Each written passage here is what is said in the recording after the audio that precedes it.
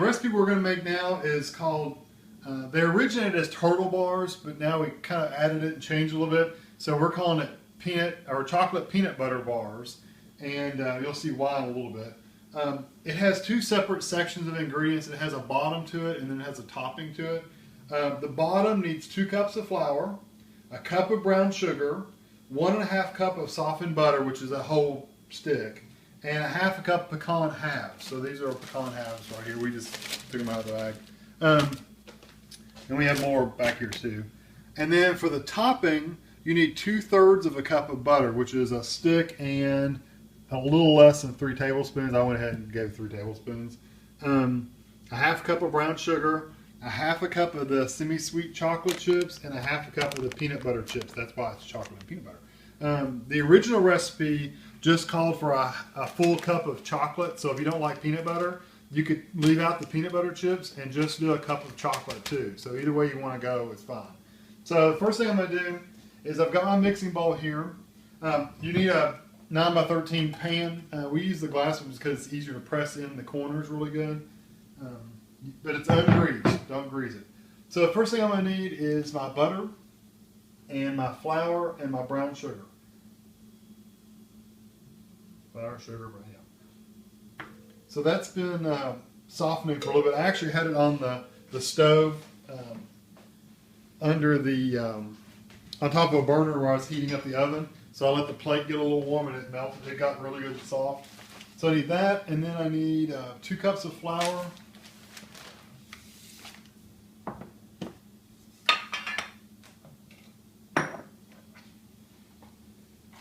And the part I probably won't measure out on camera is the brown sugar, because it's just really hard to get brown sugar in the measuring cup. So.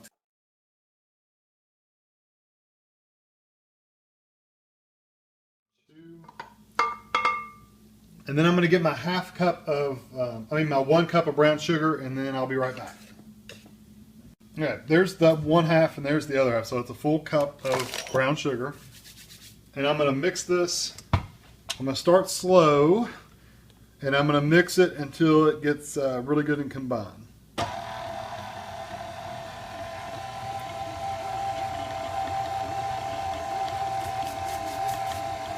It says to go about 2 to 3 minutes, so I'll probably turn it up a little bit more here in just a second. I just didn't want flour to fly everywhere.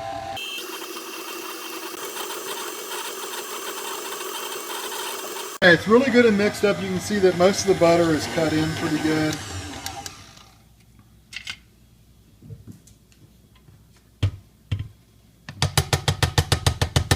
I didn't have to get it dirty.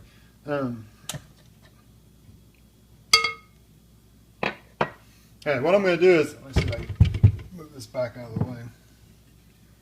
I'm going to take this and pour it into this 9x13 pan and press it into the bottom. So it's going to make like a crust in the bottom. And I'm just going to use my hand. No reason to be fancy.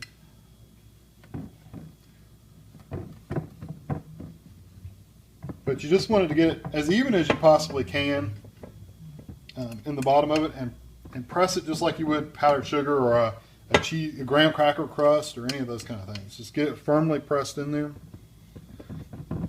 And what's going to happen is we're going to bake this, and the butter that's in there will melt and kind of like combine it all together, make it all stick. And so it won't stay powdery like this after you get it baked. So don't stress about it. It looks kind of weird right now, but it'll get there. As long as you got your butter good and mixed in there, it should be fine. Okay, so the next step we're going to do is we're going to take our cup of pecans and we're going to lay those pecans all over the top. So I'm going to measure out a cup of pecans and I'll be back. Got my cup pecans. These are actually what we had left over. So I'm really just going to throw them in here and just spread them out really good. You really want a layer of them. Don't have them piled up on top of each other too much. And I'm kind of weird about it. I'll try to get them as flat as possible on here. One of the reasons you want to get them flat is when you pour your liquid on top of these, if you have them round side up like this, they tend to flow and move, but if you have them flat side down, they're less likely to move. They'll still move a little bit, but not as bad.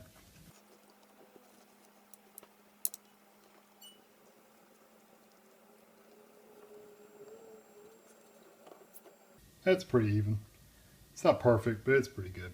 All right, so now I'm going to make my topping for this. I'm going to take my 2/3 of a cup of butter and my 1/2 cup of brown sugar. I can go ahead and get that.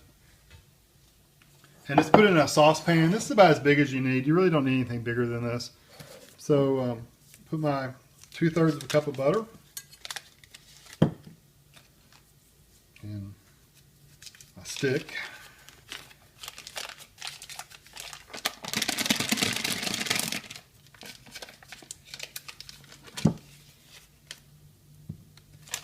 And then I'll have to open my thing of brown sugar. So I'm going to get the brown sugar out, and then I'll be right back.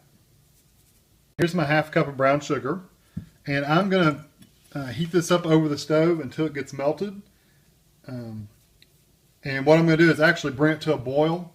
And once you bring it to a boil, you're going to let it boil for 1 minute. So have a timer ready for 1 minute, and the minute it gets to a boil, hit start on your timer and let it boil for a minute. If you go too much over that, it'll thicken up too much. It'll become like a hard candy, like a really thick sugary mixture. Any less than that, and it won't thicken up enough for your topping. So I'm gonna put it on about 9 and get it good melted. And again, boil. Start your timer for a minute and let it boil for a minute. And once you get done with that, we're going to go back over to the pan. One thing I want to mention is once it starts boiling, I'm going to start my timer. Make sure you stir it constantly once it starts boiling for that entire minute, because if you don't, it'll burn and stick on the bottom, and you do not want a burnt caramel in your turtles. So I'm going to stir this up for a minute, and then I'll be back.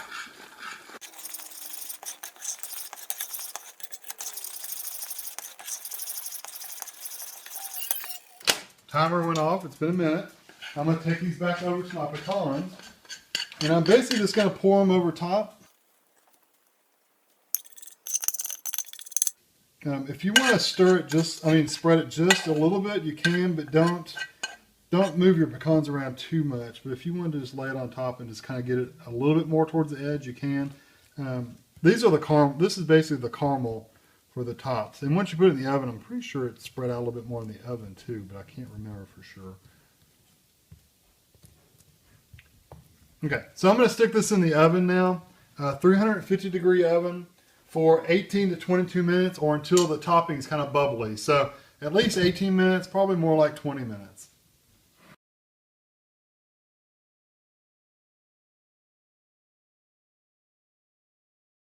Actually been in about 24 minutes total. But it always hits me in the face. But this is what's meant by bubbly. You can see how it turned a lighter color in here. See how it's kind of bubbling up, the caramel area is. It's getting kind of bubbled up there. So now what you do is, this is a 1/2 cup of peanut butter chips and a 1/2 cup of chocolate chips. I'm just going to take these and sprinkle them around the best I can. Sorry for the noise again, I know it's loud. If I see areas that I need to cover better, I'll take them and put it in my hand.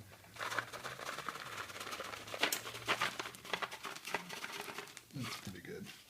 And then do the same thing with the chocolate.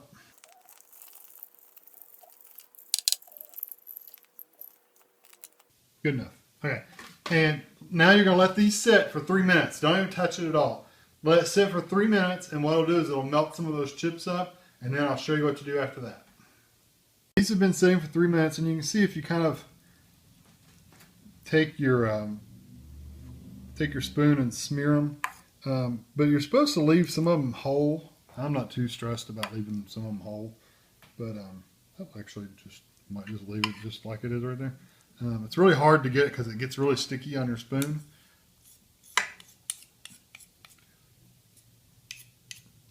And it just lets them, the smearing just lets them kind of get mixed up. I guess if I could have sprayed cooking spray on my spoon and rubbed on it, it may not have stuck as much. But I think actually I'll probably just leave it just like it is right now.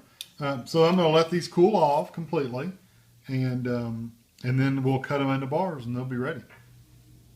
Cooled off. So I'm just going to use a spatula or whatever you can use to get in there and cut it. That's fine. we're just going to store these in Tupperware type containers right now.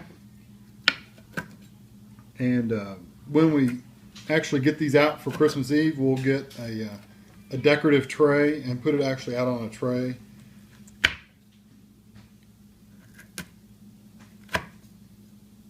I notice they're splitting a little bit, but I think it'll be okay. Alright. The only thing I've noticed is on the edges, it doesn't want to stay like stuck to the bar. And I'm going to get a fork real quick. Once I get the middle one out, I think I'll be okay. Yeah, that's what they kind of look like. And the edges now, you can see some of the stuff came off of them, so I'm just going to try to keep as much of it on there as I can and just stick it in there.